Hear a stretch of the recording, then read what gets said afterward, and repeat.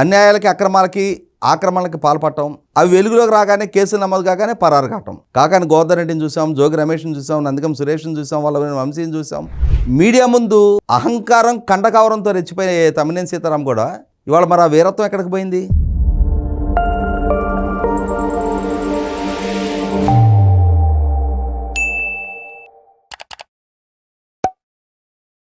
నమస్తే, welcome to think Andhra. నేను మీ శ్రావణి. ప్రస్తుతం మనతో పాటు ఉన్నారు టీడీపీ అధికార ప్రతినిధి అప్సాని రాజేష్ గారు. రాజేష్ గారు నమస్తే అండి. నమస్తే. రాజేష్ గారు, గత ప్రభుత్వంలో స్పీకర్గా ఒక ఉన్నతమైన పదవిలో పనిచేసిన తమ్మినేని సీతారాం గారు భూ కబ్జాకి పాల్పడ్డారు అని, బతుకున్న వ్యక్తే చనిపోయాడు అంటూ దొంగ పత్రాలు సృష్టించి వాటిని కబ్జా చేశారు అని చెప్పి తెలుస్తోంది. ఒక స్పీకర్గా ఉన్న వ్యక్తి ఇలా చేయటాన్ని మనం ఎలా చూడాలంటారు? సహజంగా రాజకీయ అధికారం అవకాశం దాన్ని అడ్డుపెట్టుకొని సహజంగా ఏం చెప్తారంటే సొంత లాభం కొంత అనుకొని ప్రజాసేవ చేయడానికి వచ్చాడు నాయకుడు అని చెప్పని ప్రజలు ఫీల్ అవుతారు. కానీ ప్రజలిచ్చిన అధికారాన్ని అడ్డుపెట్టుకొని మీరు నాకు ఈ అధికారం అవకాశం కల్పించారు కాబట్టి నేను నా కుటుంబ ప్రయోజనాల కోసం నేను పనిచేసుకుంటా, సరే నీ అధికారాన్ని అడ్డుపెట్టుకొని ప్రభుత్వం ద్వారా ఏ కాంట్రాక్ట్లో నీ కొడుకు ఇప్పించుకున్నావు, ఏ మైన్స్ నీ కొడుకు కేటాయింపు చేసుకున్నావు, లేదు ఇంకేదైనా పరిశ్రమకి కావాల్సిన కేటాయింపులు నీ కొడుకు చేసుకున్నావు అని అంటే అర్థం చేసుకోవచ్చు. అలా కాకుండా అది కూడా ఏమవుద్దంటే రాజ్యాంగం మీద ప్రమాణ స్వీకారం చేసేటప్పుడు భయము, పక్షపాతము, రాగద్వేషాలకు అతీతంగా పరిపాలన చేస్తామని చెప్పని రాజ్యాంగం మీద ప్రమాణ స్వీకారం చేస్తారు. అధికారాన్ని నీ కుటుంబ ప్రయోజనాల కోసం వినియోగించకూడదు, వినియోగించము అని చెప్పని రాజ్యాంగం మీద ప్రమాణ స్వీకారం చేసావు. నేను ఇందాక చెప్పిన ఈ లైజనింగ్ ఇష్యూస్ కూడా తప్పే.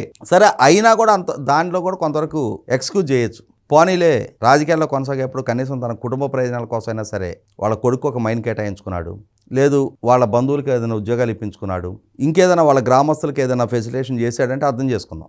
ఇక్కడ చేసింది నేరం, చీటింగ్, ఎవరో ఆస్తి.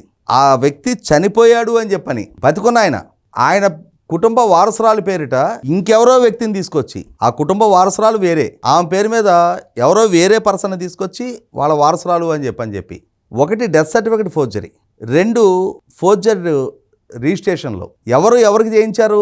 స్పీకర్ తమ్మినేని సీతారాం తన కొడుక్కి ఆస్తులు రిజిస్ట్రేషన్ చేయించాడు. ఈ చేయించిన క్రమంలో ఇవాళ సేమ్ టు సేమ్ మనం ఇదే స్టోరీ జోగి రమేష్ కొడుకు పేరిట అగ్రిగోల్డ్ ఆస్తులు ఇలాగే బదలాయింపు చేసి వాటిని అమ్ముకొని జోగి రమేష్ కొడుకు అరెస్ట్ అయిన సందర్భంలో ఒక సబ్ రిజిస్ట్రారు, ఒక విఆర్ఓ, ఒక సర్వేయర్ కూడా అరెస్ట్ అయిన నేపథ్యం చూసాం మనం. ఇవాళ కూడా తమ్మినేని సీతారాం చేసిన ఈ దొంగతనంలో భాగస్వాములైనందుకు మరి సబ్ రిజిస్ట్రార్ స్థాయి అధికారి కూడా కేసులు పాలవుతున్నాడు, అరెస్ట్ కూడా కాబోతా ఉన్నాడు. అంటే వైసీపీ నాయకుల సహవాస దోష పర్యవసానం నాడు రాజశేఖర రెడ్డి నుంచి నేడు జగన్మోహన్ రెడ్డి ప్రభుత్వ హయాం దాకా ఐఏఎస్లు, ఐపీఎస్లు, ఆఖరికి బిఎల్ఓలుగా పనిచేసిన వాళ్ళు, జడ్పీ సిఇఓలుగా పనిచేసిన వాళ్ళు, వీళ్ళకి సహకరించిన, వీళ్ళ ఆదేశాలు పాటించిన పర్యవసానం. అంతిమ లబ్ధిదారులు వీళ్ళు. అంతమంగా లాభం దక్కింది, దోపిడీకి పాల్పడింది వీళ్ళు. వీళ్ళ దోపిడీకి సహకరించిన పర్యవసానం. ప్రభుత్వోద్యోగులు కూడా కొద్దిపాటైన విచక్షణ ఉండాలి కదా. మనం ప్రభుత్వోద్యోగులం, ప్రభుత్వానికి బాధ్యులం, సమాజానికి బాధ్యులం. నేడు అధికారంలో ఉన్న వైసీపీ నాయకుల తాబేదారులం కాదు, జీతగాళ్ళం కాదు. మనం సమాజం తాము గట్టిన పన్నుల నుంచి మనకు జీతం ఇస్తుంది. వీళ్ళు ఇవాళ ఈ 5 సంవత్సరాలు పాలించడానికి ప్రజల చేత ఎంపిక కాబడ్డ పాలకులు. ఈ 5 సంవత్సరాల తర్వాత వీళ్ళు నెగ్గొచ్చు, నెగ్గకపోవచ్చు, కానీ ఈ అధికార వ్యవస్థ శాశ్వతం అని చెప్పనే విచక్షణ మరిచి ఈ తప్పుడు వ్యక్తులు ఇచ్చే తప్పుడు ఆదేశాల్లో వాళ్ళు కూడా భాగస్వాములైన పర్యవసానం వాళ్ళందరూ కూడా కేసులు పాలవుతూ ఉన్నారు, జైలు పాలవుతూ ఉన్నారు. ఇవాళ నోరు తెరిస్తే సంస్కారహీనపు భాష, బెదిరింపు భాష. ప్రతిపక్ష నాయకుడిగా Z+ కేటగిరీ రక్షణలో ఉన్న చంద్రబాబు నాయుడు గారు ఒకనాడు అదే చంద్రబాబు నాయుడు గారి పార్టీలో పనిచేశాడు, ఆయన క్యాబినెట్లో పనిచేశాడు. ఈ తమ్మినేని సీతారాం నాడు చంద్రబాబు నాయుడు గారి ప్రభుత్వంలో మంత్రిగా పనిచేశాడు.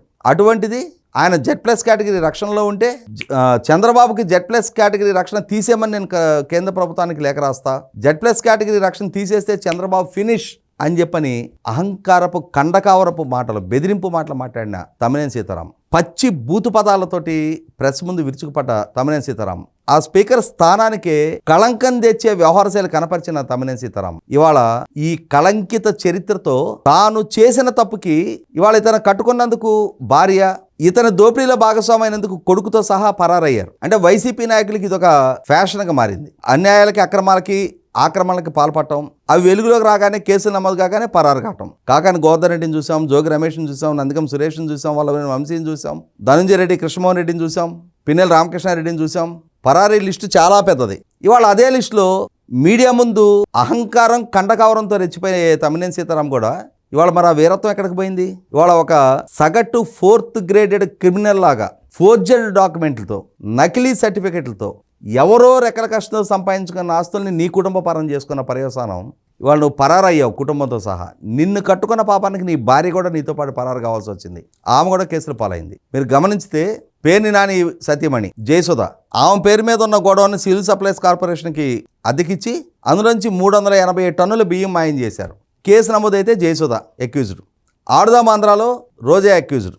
ఇవాళ మద్యం రవాణా కుంభకోణంలో కార్మూర్ నాగేశ్వరరావు కోడలు కీర్తి ఎక్యూజ్డ్. అదే సందర్భంలో క్రషర్ యజమానులను బెదిరించి డబ్బు తీసుకున్న కేసులో విడుదల రజనీ ఎక్యూజ్డ్. ఇవాళ ఈ కేసులో తమ్మినేని సీతారాం సతీమణి ఎక్యూజ్డ్. అంటే వీళ్ళ పాపాల్లో, వీళ్ళ కుంభకోణాల్లో భాగస్వాములు అయ్యి, కుటుంబ సభ్యులు కూడా కేసులు పాలయ్యి, వాళ్ళు కూడా బెయిల్ తెచ్చుకోనో, విచారణలు ఎదుర్కొనో జైలు పాలయ్యే పరిస్థితులు.